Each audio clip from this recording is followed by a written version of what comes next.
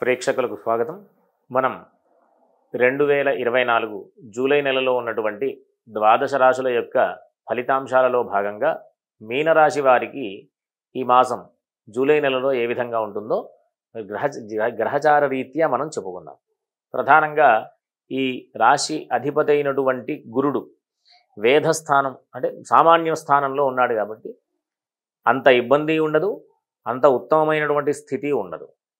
కాకపోతే వీళ్ళకి మనం ఈ రాశి నుంచి 12వ స్థానంలో శని ఉండడం ద్వారా ఏలినాటి శనిగా పరిగణలోకి తీసుకుంటూ ఉంటాం.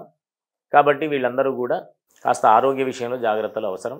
చేసేటటువంటి పనులలో కాస్త ఒడిదుడుకులు ఉండేటటువంటి పరిస్థితులు ఉంటాయి. చేసేటటువంటి పనులన్నీ కూడా కొంచెం డిలే అయ్యేటటువంటి అవకాశాలు కూడా ఉన్నాయి. ఈ రకమైనటువంటి దుష్ఫలితాల నుంచి బయటపడాలి, ఇబ్బందుల నుంచి అధిగమించాలి అని అనుకుంటే కనుక వీళ్ళు ప్రతిరోజు కూడా హనుమాన్ చాలీసా పారాయణ చేయడం ద్వారా అనుకూలమైనటువంటి స్థితి ఉంటుంది. అంతేకాకుండా వీరికి కనుక ఒకవేళ అవకాశం ఉంటే నల్ల నువ్వులు దానం చేయడం ద్వారా మంచి ఫలితాలు పొందేటటువంటి శనైశ్వరుడి యొక్క అనుగ్రహం ద్వారా సత్ఫలితాలు పొందేటటువంటి అవకాశం ఉంటుంది. అంతేకాకుండా వీరికి ప్రధానంగా ఈ రాశి వారికి పంచమంలో శుక్రుడు మంచి ఫలితాలు ఇచ్చేటటువంటి స్థితిలో గ్రహచారం ఉంటుంది. కాబట్టి వీళ్ళందరూ కూడా మంచి పేరు ప్రఖ్యాతులు పొందుతూ చేసేటటువంటి పనులలో దిగ్విజయాన్ని పొందుతూ ఉండేటటువంటి అవకాశం ఉంటుంది. బుధుడు వేధస్థానంలో ఉన్నాడు. ఎప్పటి వరకు ఉంటాడు అంటే 20వ తేదీ వరకు కూడా ఈ రాశికి చతుర్థ సప్తమాధిపతి అయినటువంటి బుధుడు వేధస్థానంలో ఉండడం ద్వారా ప్రధానంగా ఎవరెవరికి దానికి సంబంధించినటువంటి ప్రభావం ఉంటుంది అంటే పెళ్లి విషయంలో ప్రయత్నాలు చేసేటటువంటి వాళ్ళకి, అంతేకాకుండా భూగృహ సంబంధమైనటువంటి వ్యాపారస్తులకి, కాస్త చదువుకునేటటువంటి విద్యార్థులకు కూడా కొంచెం చికాకులు ఉండేటటువంటి అవకాశం ఉంటుంది. దాని నుంచి అధిగమించాలి అంటే చక్కగా విష్ణు సహస్రనామ స్తోత్ర పారాయణ ప్రతిరోజు చేయడం ద్వారా సత్ఫలితాలు పొందేటటువంటి అవకాశం ఉంటుంది. అంతేకాకుండా ఈ బుధుడి యొక్క సంచారం 20వ తేదీ నుంచి అనుకూలమైనటువంటి సంచారం కాబట్టి ఎవరైనా ఈ వివాహ ప్రయత్నాల్లో ముందుకు వెళ్ళేటటువంటి ప్రయత్నం చేయాలి అని అనుకుంటే విష్ణు సహస్రనామ స్తోత్ర పారాయణ చేస్తూ 20వ తేదీ తర్వాత చేయడం ద్వారా మంచి ఫలితాలు పొందేటటువంటి అవకాశం ఉంటుంది. కాకపోతే ఈ పెళ్ళైన వాళ్ళ విషయంలో, ఈ కుటుంబపరమైనటువంటి విషయంలో కాస్త కొంచెం చికాకులు ఉండేటటువంటి అవకాశం ఉంటుంది.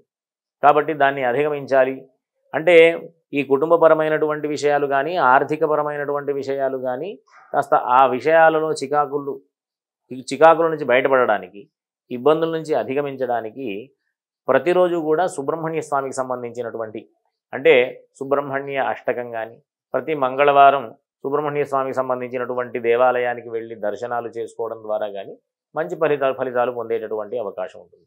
కాకపోతే వీళ్ళు చాలా జాగ్రత్తగా 14వ తేదీ వరకు అనవసరమైనటువంటి వాటిల్లో మాట్లాడకుండా, అనవసరమైనటువంటి వాదనలు చేయకుండా, ఎట్లాంటి ఇబ్బందులు గురి తెచ్చుకోకుండా ఉండడానికి ప్రయత్నం చేయాలి. 14వ తేదీ తర్వాత నుంచి కుజుడు మంచి శుభస్థానంలో ఉంటాడు కాబట్టి 14వ తేదీ తర్వాత నుంచి అనుకూలమైనటువంటి స్థితి ఏది జూలై 14వ తేదీ నుంచి కుటుంబ సౌఖ్యం, అంతేకాకుండా బంధుమిత్రులతో కలిసి శుభకార్యాలలో పాల్గొనడం, వినోదాలలో పాల్గొనడం, ఇట్లాంటి అనేక రకాలైనటువంటి సత్ఫలితాలు పొందేటటువంటి అవకాశం ఉంటుంది. సోదరులతో కలిసి ఉండేటటువంటి అవకాశం, సోదర సౌఖ్యం, ఇట్లాంటి విశేషమైన ఫలితాలన్నీ కూడా 14వ తేదీ తర్వాత నుంచి వీళ్ళు పొందేటటువంటి అవకాశం ఉంటుంది. వీళ్ళందరూ కూడా వృత్తి వ్యాపారస్తులందరూ కూడా కాస్త జాగ్రత్తలు అవసరం. ఏదైనా వృత్తిలో కానీ, వ్యాపారంలో కానీ, ఉద్యోగంలో కానీ ఒడుదుడుకులు వస్తే గనక మీరు చేయవలసినటువంటి తక్షణ కర్తవ్యం ఏంటి అంటే ఈశ్వరారాధన చేయడం అత్యంత అవసరం. ఆ గురువు యొక్క బలం వల్ల మంచి ఉద్యోగాన్ని పొందేటటువంటి అవకాశం వస్తుంది. ఎందుకు అంటే దశమస్థానాధిపతి గురుడు తృతీయంలో అంత అనుకూలమైనటువంటి స్థితి కాదు. కాబట్టి ఈశ్వరారాధన చేయడం ద్వారా కొత్తగా ఉద్యోగ ప్రయత్నాలు చేసే వాళ్ళకి ఉద్యోగావకాశాలు, ఉద్యోగంలో ఏదైనా ఒడిదుడుకులు పడుతున్నటువంటి వాళ్ళకి అవన్నీ కూడా అధిగమించి ఉన్నతమైనటువంటి ఉద్యోగాన్ని పొందేటటువంటి అవకాశాలు, ఇవన్నీ కూడా పొందేటటువంటి పరిస్థితి ఉంటుంది. కాబట్టి వీళ్ళందరూ కూడా చక్కటి ఫలితాలు పొందుతూ సుఖంగా జీవనాన్ని గడుపుతూ ఉండాలని ఆశీర్వదిస్తూ స్వస్తి.